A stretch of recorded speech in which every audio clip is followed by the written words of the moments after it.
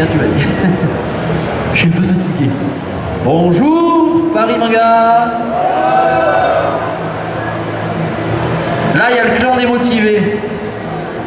Bonjour, Paris Manga. Je vais parler là, alors. Alors, attendez, parce que le soleil cogne aujourd'hui.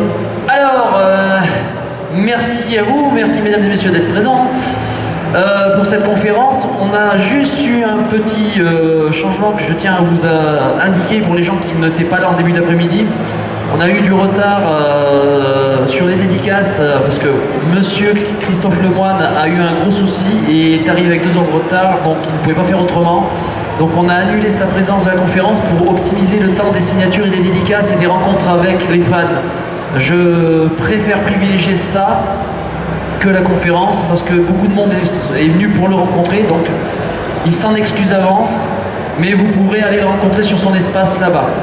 Et comme Vincent Ropion est victime de son succès, il n'a pas pu se déplacer non plus, du coup il est resté avec son copain, donc si vous voulez rencontrer les 2 hobbits, ils sont là-bas.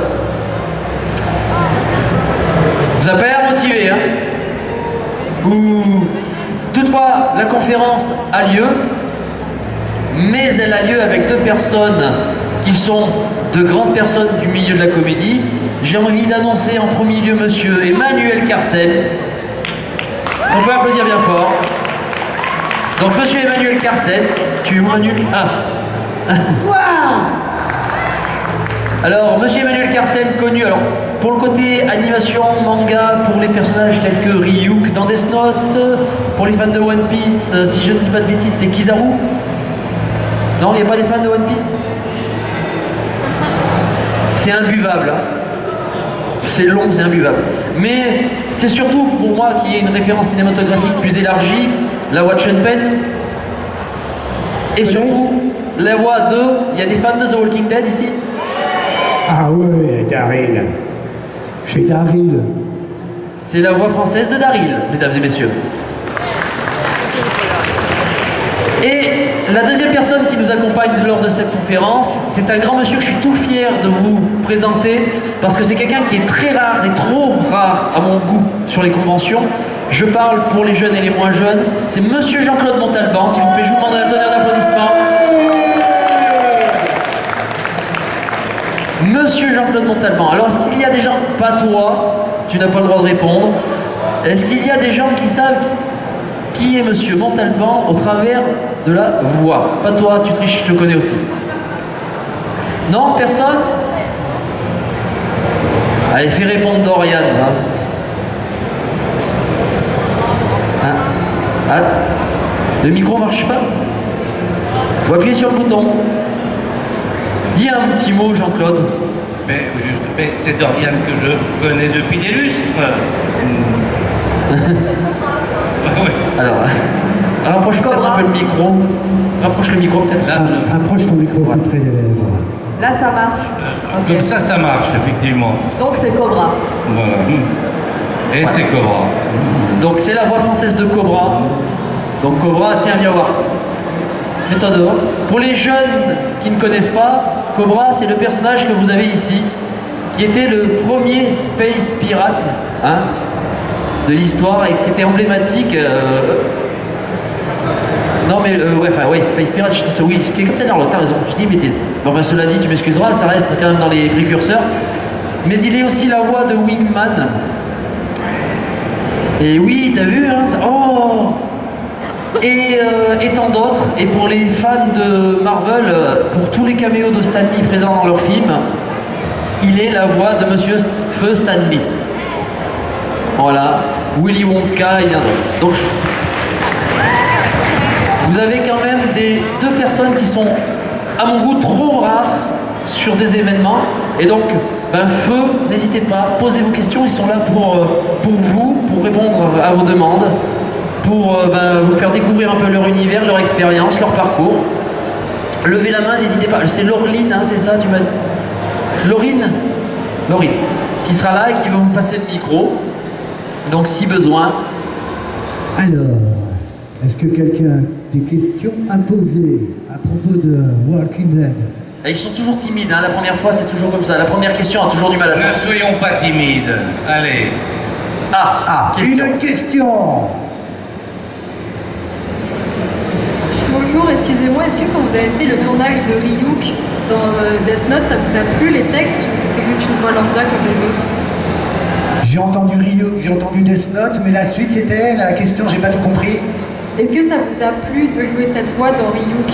Ah, j'ai adoré. J'ai adoré faire ce personnage. Ouais. Dans la série animée et dans le film. Et il y aura même une suite. Voilà, c'est un scoop. J'ai adoré Ryuk, qui mange des pommes. Le dieu de la mort, c'était moi. Suivant. Question suivante. N'hésitez pas, messieurs, dames. Alors, je sais que Laurine, t'avais 2-3 questions. Bon, Champagne comme merde, c'est pas de la merde. Alors du coup, moi je vais vous demander, parmi tous les personnages que vous avez incarnés, lequel vous aimeriez rencontrer en vrai? J'ai rencontré Monsieur Champagne, quand même. Voilà, j'ai fait hey man, voilà, sympa. Et j'ai rencontré aussi, j'en parlais tout à l'heure, un gars qui s'appelait Ted Remy. Je faisais une série qui s'appelait Xena, Princesse guerrière, et je l'ai rencontré, ce gars-là aussi. Mais Norman Reedus, non, je ne l'ai pas rencontré, non. Par contre, je connais sa copine, voilà. Je suis en liaison avec sa copine. Et toi, Jean-Claude? J'aurais bien aimé rencontrer Seinfeld parce que je l'ai doublé pendant pas mal d'années. Mais il est venu à Paris, mais je l'ai raté, hélas. Voilà. Enfin, pour ceux qui connaissaient cette série américaine, très drôle. Voilà. Dommage. Il y a des fans de Retour vers le futur là dans la salle. Est-ce que vous vous souvenez du proviseur Strickland? Vous êtes un tocard McFly. Dis juste, vous êtes un tocard McFly. Vous êtes un tocard, McFly. Il y a toujours des petites surprises, vous voyez, on découvre des choses, on découvre les voix des gens, et c'est ça qui est fort. C'est comme... Non, je vais la faire pour... Ouais, non, je vais la faire maintenant. Il y a des gens qui aiment Deadpool ici. Ah ouais, j'ai fait. Eh les gars, il y a Francis là. C'était moi, Francis, ouais. Ajax. Ah oui, voilà, mais... Ça, il y a une longue carrière en tout cas, mais tu sais que si tu as des questions, tu vas voir Laurine, elle a donné le micro.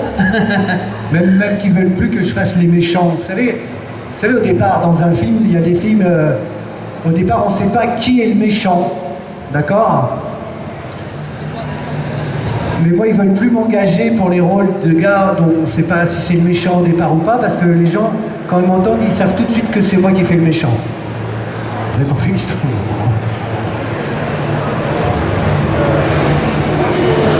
Non, vas-y, parle. Oui. C'était vous qui avez fait la voix de Michael Masek, celui qui dans The Crow avec Brandon Lee. Exactement. J'ai adoré. Et je l'ai rencontré ce gars-là, et je suis devenu copain avec lui. On a tourné en vrai ensemble, Ouais. et il est mort. Il est mort aussi? Il est mort, ouais, l'année dernière.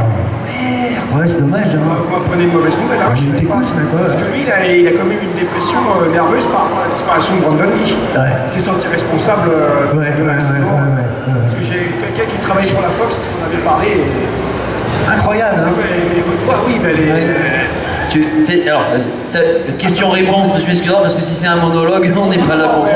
Il faut penser aussi aux gens et voilà. Je voulais savoir où j'avais entendu cette voix et ça y est. Mais tu peux échanger avec lui après là-bas de tout ça. Avec grand plaisir. Mais c'est encore Voilà. un honneur de rencontrer ce monsieur parce que Eh il en ben, a fait écoute, des voix. Est-ce que quelqu'un a une question là-bas, Laurine? Le monsieur ou la madame avec le bonnet, je vois pas avec les lumières, je suis aveugle. Qu'est-ce que vous diriez aux nouvelles générations qui se lancent dans le doublage? Jean-Claude, tu peux commencer? J'ai pas compris la question. Qu'est-ce que tu dis? Ils souhaiteraient faire du doublage? Je prenais des cours, tout simplement. Il y existe des studios où vous pouvez apprendre à faire du doublage. Vous aviez un professeur d'ailleurs là, entre autres, à la personne d'Emmanuel Kersen. Plus maintenant. Voilà, il y a des établissements qui sont chargés de ça. Il faut une comédien quand même au départ. Hein? Si Voilà. possible, il vaut mieux être comédien. au Voilà, il départ. faut être comédien. Et le doublage, c'est une technique. C'est comme tout en fait, hein, dans le métier, à force de traîner avec des gens comme ça, hein, des artistes de ce genre-là, j'ai appris moi parce qu'un jour j'ai essayé, je suis très mauvais, je suis incapable. Et c'est vrai que c'est un métier, c'est comme tout, hein, tu deviens pas mécanicien comme ça en te levant du jour au matin, enfin du soir, au pied levé. Il y a des gens qui ont du génie pour certaines choses, ça arrive, mais c'est rare. Mais c'est un métier, voilà. Et c'est un art même parce que c'est très compliqué. Parce que de mon opinion à moi, je sais pas si vous m'entendez bien quand je parle, c'est que le doublage, l'acting, c'est un métier qui demande du travail, mais il faut prendre conscience à échelle humaine qu'un film ça se prépare, une scène ça se tourne, ça ne va pas, ça se retourne, que les comédiens ont des mois et des mois pour la plupart du temps pour travailler et plonger dans le rôle, que dans le doublage, c'est souvent en quelques heures qu'on doit se plonger dans le personnage avec un visionnage ou deux, ce qui est encore plus compliqué quoi. Le doublage, c'est l'immédiateté de l'interprétation. Vous n'avez pas, vous ne recevez pas votre texte avant, vous êtes obligé de l'interpréter immédiatement, Voilà, c'est même immédiatement. à la première lecture. C'est pour ça que C'est ça qu'il vaut mieux être comédien, avant tout. Et voilà. Ce qui explique en fait le pourquoi du côté où je suis le premier à être avec eux, à revendiquer que oui, personnellement, mettre des joueurs de foot pour doubler un dessin animé ou un film, c'est pas trop mon truc. Surtout que vous êtes obligé, bien évidemment, de faire plusieurs choses à la fois, 3 ou 4 minimum. Donc si vous n'avez pas le sens de la comédie, ça devient très compliqué. C'est avant tout du mimétisme par rapport aux comédiens étrangers que vous devez interpréter, en plus de la lecture, bien évidemment, du texte français, de l'interprétation du texte français, de le fait aussi de monter à l'image pour voir si ça colle véritablement, et ensuite d'écouter votre partenaire, bien sûr, avec lequel vous partagez une scène. Question? Alors, bonjour. Moi, j'aimerais savoir, est-ce que vous avez remarqué des changements au niveau du doublage depuis l'ère d'Internet, en fait? Moi, c'est... Le doublage depuis l'ère d'Internet.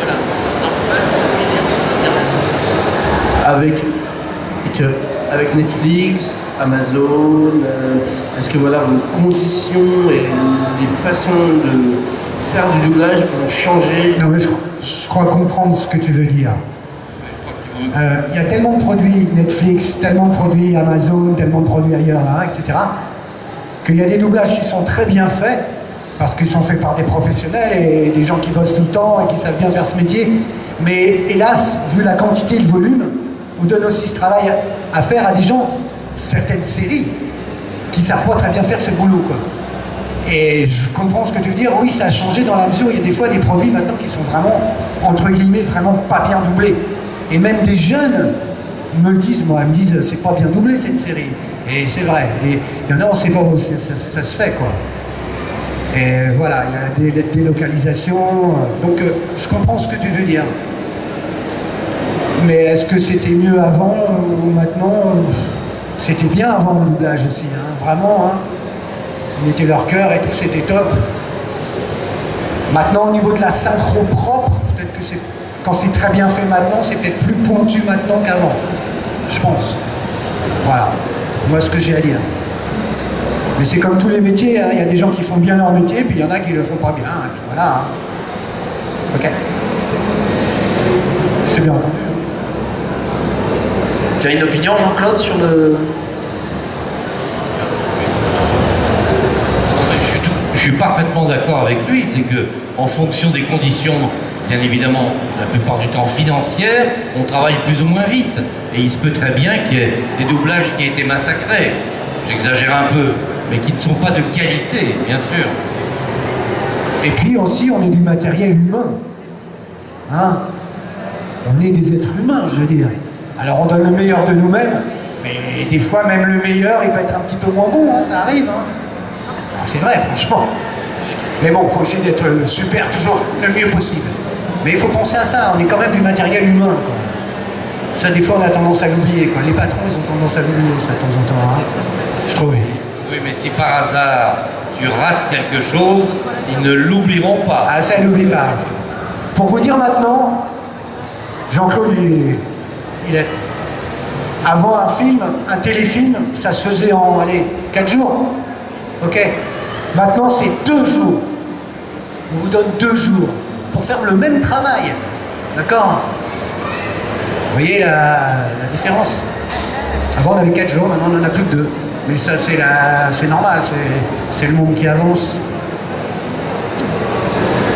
Alors, est-ce qu'on a une autre question? Et ça sera, voilà, la dernière, parce qu'on est tenu de garder le timing, là. Non, on peut... Ouais, bah, ce sera une question, hein, donc je pense, voilà. Excusez-moi, Jean-Claude Montalban. Vous avez préféré quelle version de Cobra? J'ai pas très bien entendu votre question.